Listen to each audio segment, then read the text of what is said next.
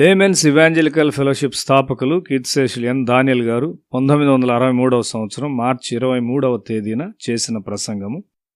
వాక్య పఠన భాగము 1 సమూయేలు గ్రంథము 21వ అధ్యాయం. మనము పాత నిబంధన చదువుచున్నప్పుడు దేవుని సత్యము మానవ జీవితాల్లో ఎట్లు క్రియ చేయునో చూడగలము. దేవుడు సర్వశక్తిమంతుడైనను ఆయన న్యాయవంతుడు. భూమి మీద ఆయన న్యాయము ఎల్లప్పుడూ పనిచేయుట మనం చూస్తాం.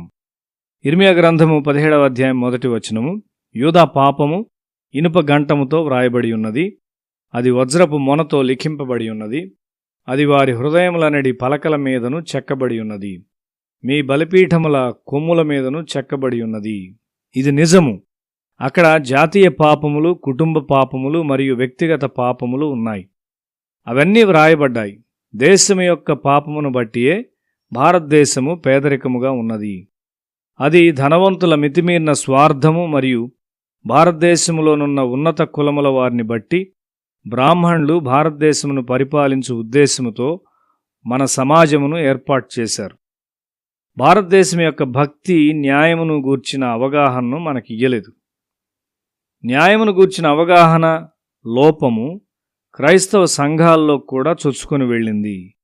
మనం ఇష్టపడినా లేకపోయినా దేవుని చట్టాలు మన జీవితాల్లో పనిచేస్తాయి.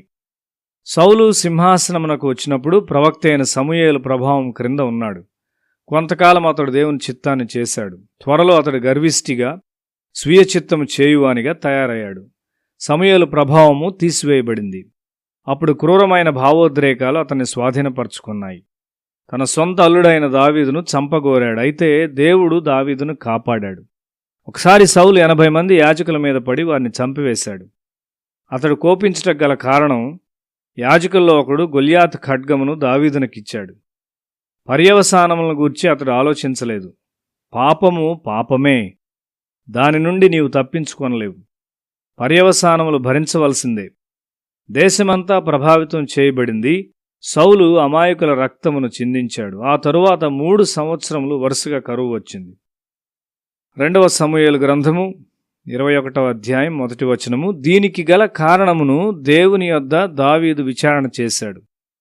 అది సౌలు ద్వారా చిందించబడిన రక్తమును బట్టియేనని దేవుడు చెప్పాడు. దేశము శాపం క్రిందికి వచ్చింది. ఈ పాపముల నిమిత్తము ప్రాయశ్చిత్తం చేయుటకు సౌలు యొక్క 7 కుమారులు పట్టబడి శిరచ్ఛేదన చేయబడినారు. రక్తము చిందించుటకైన దేవుని చట్టమును దావీదు ఎరిగియుండినాడు.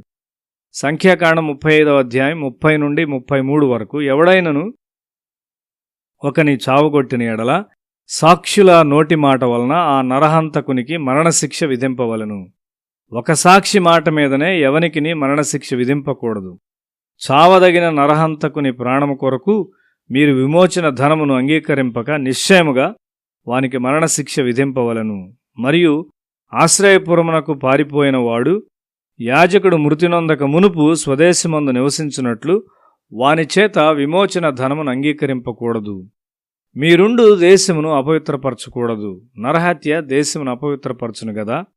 దేశములో చిందిన రక్తము నిమిత్తము చిందించిన వాని రక్తం వలనే ప్రాయశ్చిత్తం కలుగును గాని మరి దేని వలన కలుగదు.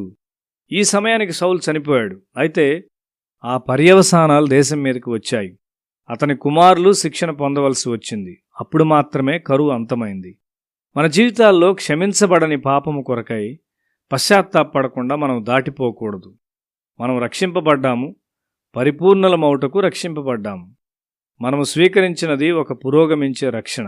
కాబట్టి మన తల్లిదండ్రుల పాపములను మనం ఒప్పుకొనవలసి ఉన్నాము.